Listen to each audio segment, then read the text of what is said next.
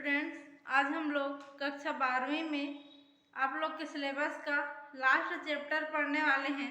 तो last chapter में chapter 14 या अध्याय 14, इसमें आज हम लोग देखेंगे जैव अणु या फिर बायोमोलिक्यूल।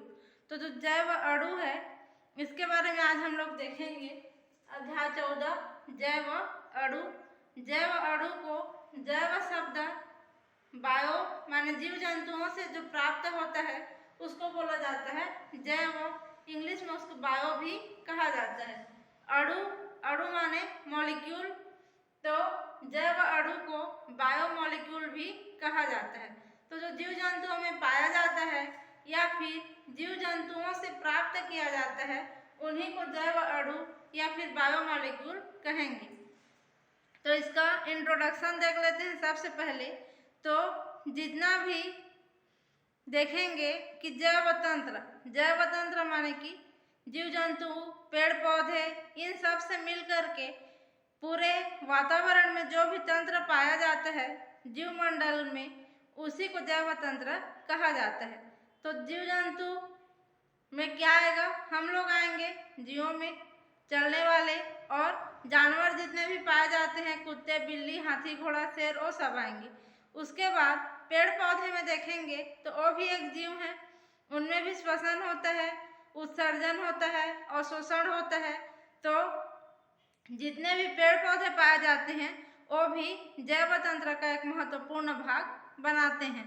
तो यहाँ पे जितने भी जीव जंतु जो है जैव तंत्र है वह जैविक तथा अजैविक, जैविक माने कि जीवित तथा कुछ अजैविक माने कि अजीवित, दोनों प्रकार के परमाणु और अणु से मिल करके बने होते हैं। तो अगर हम लोग जीवों की संरचना देखेंगे तो जीवों के शरीर की सबसे छोटी इकाई क्या होती है? कोशिका। आप लोग बायो में पढ़ते होंगे, सबसे छोटी इकाई है कोशिका। और कोशिका ही क्या रहता है? कोशिका से मिलकर ऊतक बनता है, ऊतक से मिलकर अंग बनता है, अंग से मिलकर के अंग तंत्र, और अंग तंत्र के बाद हमारे शरीर का निर्माण होता है। तो जीव जंतुओं में भी कोशिका पाई जाती है, पौधों में भी कोशिका पाई जाएगी। तो यहाँ पे ये सभी एक निश्चित क्रम में व्यवस्थित होकर के अपने अपने कार्यों को करते हुए एक जीवित इकाई का निर्माण करते हैं। तो यहाँ पे हम लोग देखेंगे कि जीवन का आधार बनाने वाले जो जीवित परमाणु और अणु हैं और कुछ अजीवित परमाणु और अणु भी पाए जाते हैं।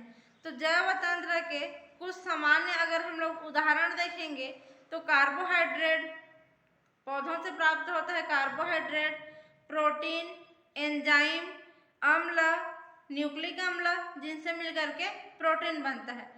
प्रोटीन को बनाने की सबसे छोटी इकाई क्या होती है? न्यूक्लिक अम्ल रहता है। पेप्टाइड बंध के द्वारा उसमें क्या होता है? एंजाइम का निर्माण होगा और प्रोटीन का भी निर्माण होता है। एमिनो अम्ल, वसा, ये सभी जैव तंत्र के अंतर्गत आते हैं। तो जैव तंत्र आपस में क्या करते हैं? क्रिया करते हैं एक दूसरे से, और एक दूसरे से क्रिया करने के बाद जैविक इकाइयों का निर्माण करते हैं और वहाँ से जैव तंत्र का आगे निर्माण होता है। तो यहाँ पे आज हम लोग पढ़ेंगे इस चैप्टर में कार्बोहाइड्रेट, प्रोटीन, विटामिन, न्यूक्लिक अम्ल, इन सभी का इसमें डिटेल से दिया हुआ है जिसको एक एक करके आगे पढ़ना है। तो जैव अणु किसको बोला जाता है यह तो देख लिए। अब देखते हैं कि केमिस्ट्री में पढ़ रहे हैं हम लोग जैव अणु को, तो जैव अणु का जहाँ पे स्टडी करते हैं उसको क्या बोलेंगे?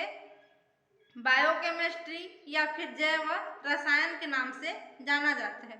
तो विज्ञान की वह शाखा जिसमें जैव अणुओं का अध्ययन किया जाता है और उन अणुओं का अध्ययन करते हैं जिनकी जैव तंत्र में भूमिका होती है, और उससे संबंधित जितना भी ज्ञान है उसको प्राप्त करके उनका अध्ययन करते हैं।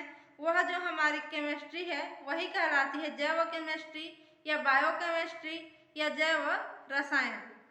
तो ये हो गया इसका परिचय। अब आगे हम लोग इसमें देखते हैं कार्बोहाइड्रेट के बारे में। तो जो कार्बोहाइड्रेट है ये मुख्य रूप से पौधों के द्वारा उत्पन्न किया जाता है और प्राकृतिक कार्बनिक यौगिक में माने कि प्रकृति में जो भी पेड़ पौधे पाए जाते हैं वहाँ से प्राप्त होता है। तो एक महत्वपूर्ण तत्व के रूप में कार्बोहाइड्रेट वहाँ से बहुत बड़े समूह के रूप में पाया जाता है पौधों के द्वारा। और इसका जो कुछ सामान्य अगर हम लोग उदाहरण देखेंगे तो गन्ने के रस से जो शर्करा मिलती है उसको इच्छु शर्करा बोला जाता है। इसी प्रकार ग्लूकोज, स्टार्च ये सभी कार्बोहाइड्रेट के अंतर्गत आते हैं। यहाँ पे अगर हम लोग कार्बोहाइड्रेट का सामान्य सूत्र देखेंगे तो हो जाता है CxH2O तो ये है कार्बोहाइड्रेट का सामान्य सूत्र CX, फिर यह बड़ा ये ब्रैकेट है, ब्रैकेट में H2O, ठीक है। तो यहाँ पे C6H12O6 ये ग्लूकोज और फ्रक्टोज दोनों का सूत्र है। तो इसका एग्जाम्पल में ये भी आएगा, जैसे कार्बन की संख्या जितनी रहेगी हाइड्रोजन की संख्या उसका दुगुना रहता है और ऑक्सीजन का जो संख्या है वो कार्बन के बराबर पाया जाता है। जैसे कार्बन और ऑक्सीजन बराबर रहेंगे और इसकी संख्या का डबल हाइड्रोजन पाया जाता है। तो यह हो गया सामान्य सूत्र और यह है ग्लूकोज और फ्रक्टोज का सूत्र जो कार्बोहाइड्रेट में आते हैं। उसके बाद हम लोग देखेंगे आगे कि वे सभी जो यौगिक जो इस सूत्र के अंतर्गत आते हैं क्या कहलाएंगे, कार्बोहाइड्रेट के रूप में पाए जाते हैं। लेकिन कभी कभी ऐसे भी यौगिक रहते हैं जो इस सूत्र में आते हैं पर कार्बोहाइड्रेट नहीं होते हैं। जैसे कि एसिटिक अम्ल, एसिटिक अम्ल का सूत्र क्या होता है CH3COOH, यह हमारा एसिटिक अम्ल। इसी प्रकार कार्बोहाइड्रेट जो है इस सूत्र के अंतर्गत नहीं आते हैं। यह एक कार्बोहाइड्रेट है लेकिन इस सूत्र के अनुसार इसका फार्मूला नहीं बनाया गया है। इसी प्रकार जो रेमिनोज है उसका सूत्र होता है C6H12O5, C6H12O5 यह है रेमिनोज। रेमिनोज जो एक कार्बोहाइड्रेट है लेकिन इसका जो फार्मूला है इस फार्मूले के अंतर्गत नहीं आता है। तो कुछ कुछ अपवाद स्वरूप भी रहता है और बहुत सारे जो कार्बोहाइड्रेट हैं लगभग ये जो सामान्य सूत्र है इससे मैच हो जाता है। लेकिन कुछ कुछ इस टाइप के जो अपवाद स्वरूप हैं जो इस सूत्र से मैच नहीं होते हैं लेकिन वो कार्बोहाइड्रेट के अंतर्गत आते हैं। अब आगे देखते हैं कि जो कार्बोहाइड्रेट है वो रासायनिक क्रियाओं में सम्मिलित होता है और विशिष्ट प्रकार के क्रियात्मक समूह उसमें पाया जाता है। तो कार्बोहाइड्रेट में भी क्या पाया जाएगा, क्रियात्मक समूह पाया जाएगा। जैसे एल्डिहाइड, कीटोन, एल्कोहल, अम्ल, वो अलग अलग कार्बोहाइड्रेट में अलग अलग क्रियात्मक समूह पाया जाता है। तो यहाँ पे रासायनिक रूप से जो कार्बोहाइड्रेट रहते हैं उनको ध्रुवण, घूर्णक, पॉलीहाइड्रॉक्सी, एल्डिहाइड या कीटोन की तरह परिभाषित किए जाते हैं। माने कि हाइड्रॉक्सी ग्रुप जिसमें उपस्थित रहेगा OH हाइड्रॉक्सी ग्रुप है तो एक से अधिक हाइड्रॉक्सी ग्रुप कार्बोहाइड्रेट में उपस्थित रहेगा तो उसको पॉलीहाइड्रॉक्सी बोलेंगे। एक से अधिक को पॉली बोलते हैं और यह हाइड्रॉक्सी तो पॉलीहाइड्रॉक्सी। और उसमें जब CHO ग्रुप रहेगा तो यह एल्डिहाइड। तो पॉलीहाइड्रॉक्सी एल्डिहाइड किसको बोलेंगे, जिसमें यह दोनों ग्रुप पाया जाएगा। जब OH पॉलीहाइड्रॉक्सी और इस प्रकार से कीटोन ग्रुप ये दोनों ग्रुप जिसमें पाया जाता है उसको पॉलीहाइड्रॉक्सी कीटोन वाला कार्बोहाइड्रेट कहते हैं और इसको पॉलीहाइड्रॉक्सी एल्डिहाइड वाला कार्बोहाइड्रेट कहेंगे।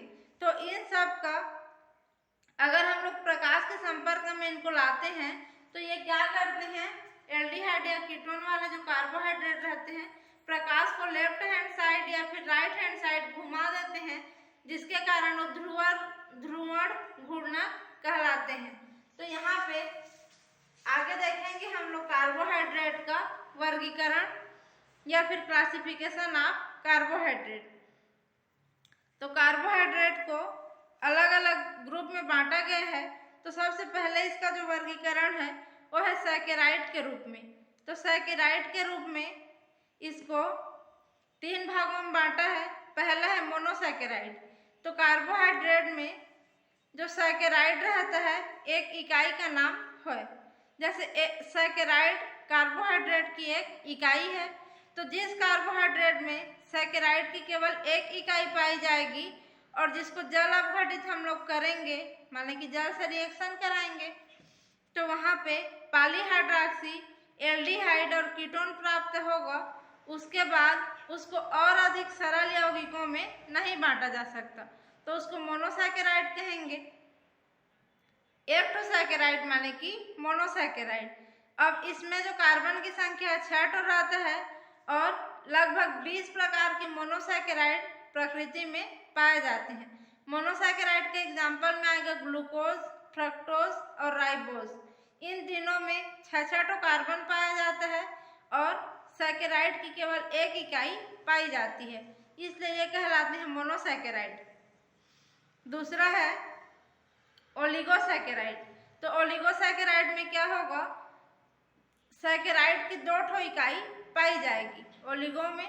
तो इस प्रकार के जो कार्बोहाइड्रेट हैं उनको जब हम लोग क्या कराएंगे, जल अपघटित कराएंगे, माने कि जल के साथ रिएक्शन कराएंगे, तो वहाँ से 2 मोनोसैकेराइड हमको प्राप्त होगा। तो ओलिगोसैकेराइड को लेंगे प्लस वाटर लेंगे, दोनों का जल अपघटन क्रिया कराएंगे, तो वहाँ से प्रोडक्ट के रूप में 2 मोनोसैकेराइड प्राप्त होता है, इसलिए इनको क्या बोलते हैं, ओलिगोसैकेराइड कहा जाता है। तो जो ओलिगोसैकेराइड के अणु में कभी कभी देखा जाता है कि 2 मोनोसैकेराइड प्राप्त होगा, तो उसको क्या बोलेंगे, डाइसैकेराइड। जब 3 मोनोसैकेराइड के अणु प्राप्त होता है ओलिगोसैकेराइड से, तो उसको ट्राइसैकेराइड। और जल अपघटन से जब 4 मोनोसैकेराइड के अणु प्राप्त होगा, तो उसको टेट्रासैकेराइड के नाम से जाना जाता है। तो इस प्रकार 2 से लेकर के 10 तक मोनोसैकेराइड प्राप्त हो जाता है, किससे, ओलिगोसैकेराइड से। इसका एग्जाम्पल में अगर हम लोग देखेंगे तो सुक्रोज एक प्रकार का ओलिगोसैकेराइड है, जिसका जल अपघटन करते हैं तो ग्लूकोज और फ्रक्टोज प्राप्त होता है। तो ग्लूकोज एक मोनोसैकेराइड और वहाँ से जो फ्रक्टोज मिलेगा वो दूसरा मोनोसैकेराइड। तो सुक्रोज एक प्रकार का डाइसैकेराइड है, जिससे ग्लूकोज और फ्रक्टोज प्राप्त होता है। उसके बाद अगला देखते हैं पॉलीसैकेराइड। तो पॉलीसैकेराइड में क्या होगा, ये भी एक प्रकार का कार्बोहाइड्रेट है और इसका जब हम लोग जल अपघटन करते हैं तो बहुत ज़्यादा संख्या में, जिसको गिना नहीं जा सकता, बहुत ज़्यादा संख्या में मोनोसैकेराइड हमको प्राप्त होगा, तो ये पॉलीसैकेराइड कहलाते हैं। और इसके एग्जाम्पल में स्टार्च, ग्लूकोज, ग्लाइकोजन, गोंद, ये सब इसके एग्जाम्पल में आते हैं। अगर हम लोग पॉलीसैकेराइड का टेस्ट देखेंगे, स्वाद देखेंगे, तो स्वाद में वो मीठा नहीं रहता है, माने कि शक्कर के टाइप से मीठा इसमें नहीं पाया जाएगा, माने कि अशर्करा वाला रहता है। जो पॉलीसैकेराइड है उसको फिर से 2 भागों में बांटा गया है, पहला होमोपॉलीसैकेराइड और दूसरा हेट्रोपॉलीसैकेराइड। तो जो पॉलीसैकेराइड है वो एक कार्बोहाइड्रेट है, इसको जब 2 भागों में या 2 से अधिक संख्या में जो मोनोसैकेराइड मिलेंगे वो जब इक्वल रहेंगे, सब के सब समान रहेंगे, तो क्या कहलाएगा, होमोपॉलीसैकेराइड कहलाएगा। उसके बाद हेट्रोपॉलीसैकेराइड में क्या होगा कि जब पॉलीसैकेराइड का जल अपघटन करेंगे तो बहुत ज़्यादा क्या होगा, मोनोसैकेराइड मिलेगा, तो सब के सब मोनोसैकेराइड क्या होंगे, अलग अलग प्रकार के प्राप्त होगा, अलग अलग टाइप के मोनोसैकेराइड मिलेंगे, तो उसको हेट्रोपॉलीसैकेराइड कहा जाता है। ये हो गया सैकेराइड के रूप में कार्बोहाइड्रेट का वर्गीकरण, यहाँ पे कंप्लीट हुआ। उसके बाद दूसरा वर्गीकरण देखते हैं, अपचायक तथा अनअपचायक कार्बोहाइड्रेट। तो अपचायक का मतलब क्या है, जो अपचयित करने का काम करेगा। तो कार्बोहाइड्रेट में अपचायक और अनअपचायक के रूप में देखेंगे तो पता चलता है कि कुछ जो अभिकर्मक हैं किसी यौगिक को अपचयित करने का काम करता है, तो वहाँ पे वो क्या कहलाएंगे, अपचायक कहलाएंगे, अपचयित करने का काम कर रहे हैं। तो जो कार्बोहाइड्रेट क्या होते हैं, टालेन अभिकर्मक, फेलिन विलयन जैसे मंद ऑक्सीकारकों का अपचयन कर देते हैं। माने कि कार्बोहाइड्रेट लिए हैं, उसमें टालेन अभिकर्मक डाल रहे हैं, तो टालेन अभिकर्मक को ये कार्बोहाइड्रेट क्या करेगा, अपचयित कर देगा, तो ये कार्बोहाइड्रेट अपचायक कार्बोहाइड्रेट कहलाएगा। उसी प्रकार से फेलिन विलयन भी एक ऑक्सीकारक है, उसको भी अपचयित करने का काम जो कार्बोहाइड्रेट करेगा वे अपचायक कार्बोहाइड्रेट कहलाएंगे। अगर इसका एग्जाम्पल देखते हैं तो glucose, fructose, galactose, maltose, lactose ये सभी अपचायक कार्बोहाइड्रेट में आते हैं। दूसरा देखेंगे कि अनअपचायक कार्बोहाइड्रेट, तो वे कार्बोहाइड्रेट जो अपचयन करने का काम नहीं करेंगे उनको अनअपचायक कार्बोहाइड्रेट कहा जाता है।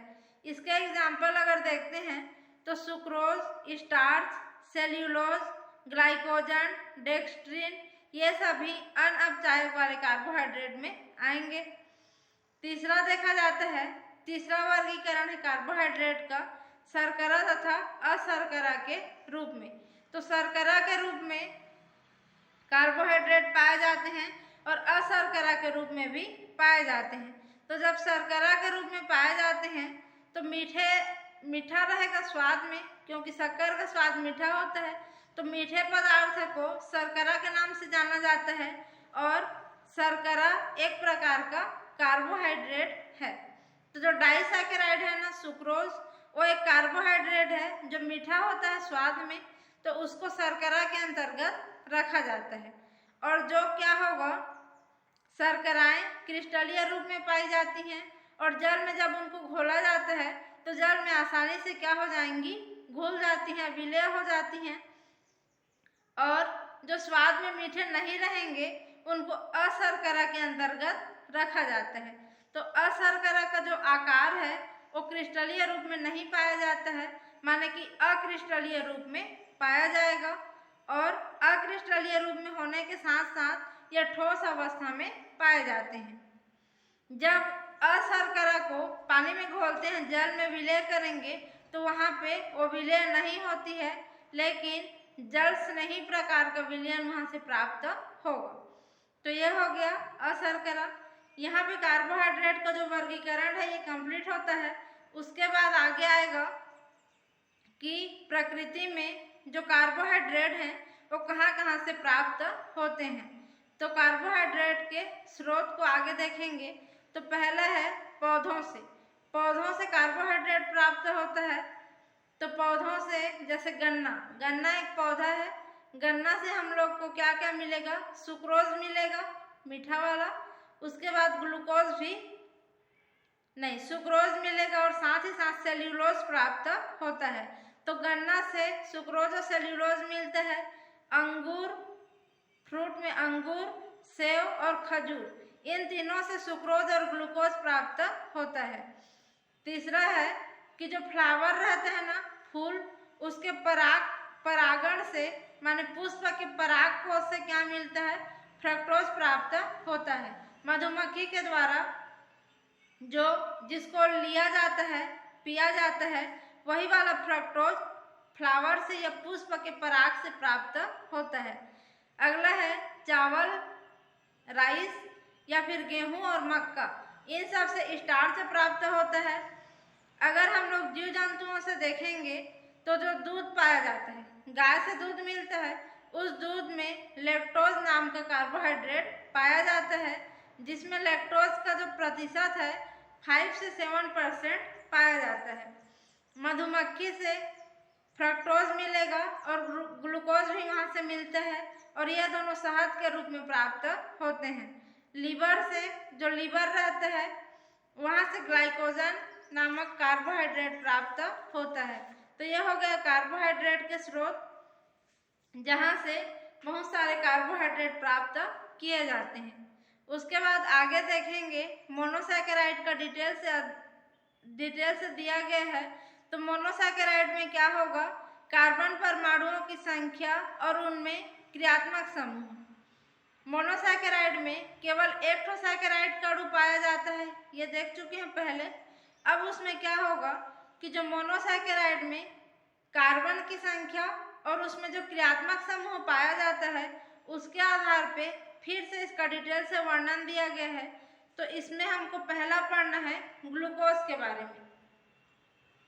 तो ग्लूकोज को डेक्सट्रोज के नाम से भी जाना जाता है। तो डेक्सट्रोज का मतलब क्या है? क्योंकि इसमें दक्षिणावर्ती घूर्णन पाया जाता है। माने कि ग्लूकोज को क्या करेंगे, प्रकाश के संपर्क में लाएंगे तो प्रकाश की किरण को क्या करेगा, क्लॉकवाइज घुमा देता है।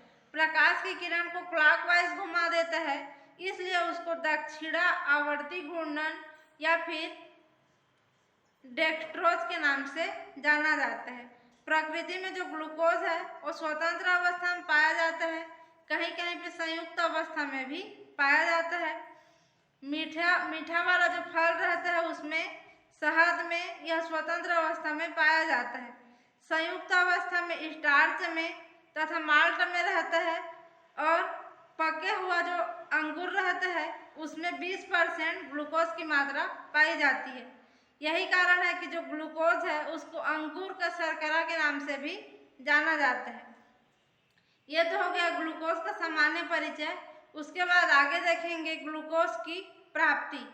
तो ग्लूकोज को नेचर में जो पाया जाता है, पहला गन्ना है।